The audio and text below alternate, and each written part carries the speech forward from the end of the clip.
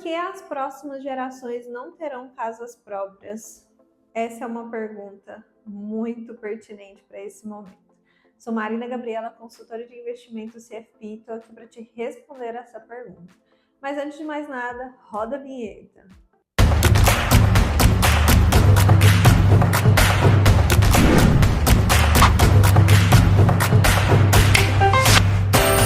Segundo uma pesquisa recente, cerca de 62% dos jovens brasileiros acreditam estar mais complicado adquirir um imóvel ali do que algumas gerações anteriores. E esses jovens acabam morando ali com os pais ou morando de aluguel sem ter ali condições financeiras de comprar o próprio imóvel, apesar que a pesquisa mostra que 73% dos participantes disseram sonhar com a casa própria, mas eles acreditam não conseguir chegar lá.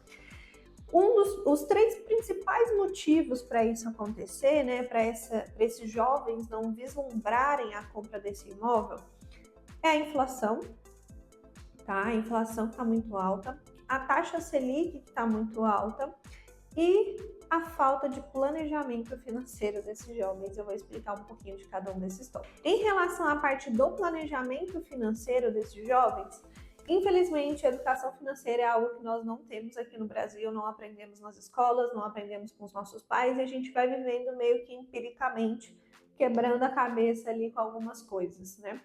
Só que não é que os nossos pais tinham educação financeira e agora nós não temos, não. O problema é, nós nunca tivemos educação financeira familiar ou nas escolas aqui no Brasil. Então, os nossos pais, eles tiveram, entre aspas, uma sorte de viver num momento diferente do nosso, onde sim, comprar imóveis era a coisa mais fácil do que é hoje. Às vezes minha mãe conta umas histórias que eu fico, gente, como que a minha mãe comprou um lote, como que minha avó comprou um lote, como que meu pai comprou isso, como que minha mãe comprou aquilo com tão pouco dinheiro, né? Então, aquele momento era um momento totalmente diferente de hoje. Por isso que mesmo sem educação financeira na época deles, isso também era mais possível do que é hoje. Um outro motivo que nós temos aqui são as altas inflações. Inclusive a pesquisa aqui também mostra que no ano de 2024, a inflação imobiliária no Brasil teve uma alta de 7,7%. Tá? Isso foi muito influenciado primeiro pela pandemia lá atrás, né, onde os imóveis já tiveram uma inflação bizarra, porque todo mundo precisava ficar em casa e o preço dos imóveis foram lá em cima, né, as pessoas começaram a reformar as casas, comprar casa no campo, né, mudar, melhorar as suas casas e o preço dos imóveis subiram muito. Mas além disso, outro movimento começou a acontecer, que é o movimento do Airbnb, né? Então, quando você, para quem não conhece, né, o Airbnb é como se fosse um hotel, né, onde você viaja, em vez de você ficar no hotel, você fica na casa de uma outra pessoa.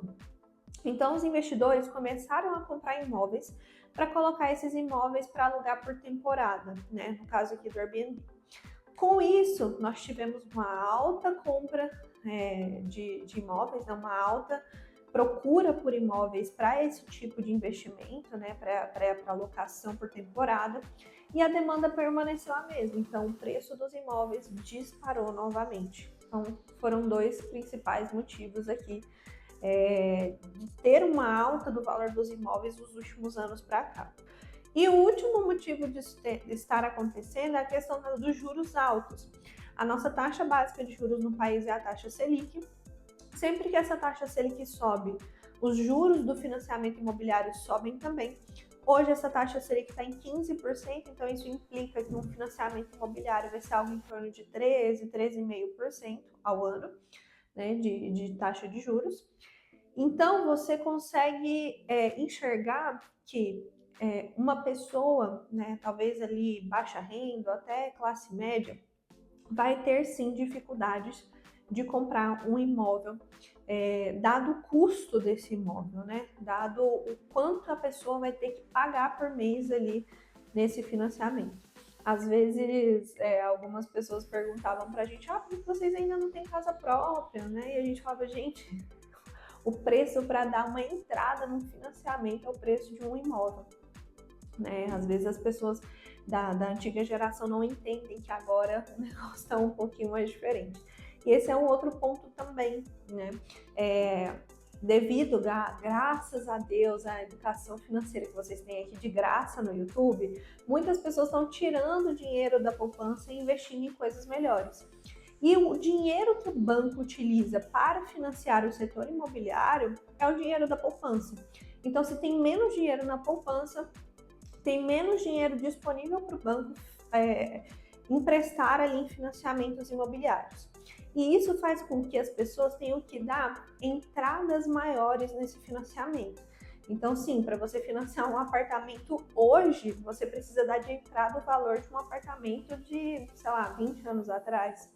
Né? Então, é importante vocês pensarem nisso também, né? Hoje, para você conseguir financiar um imóvel, você tem que dar uma entrada considerável.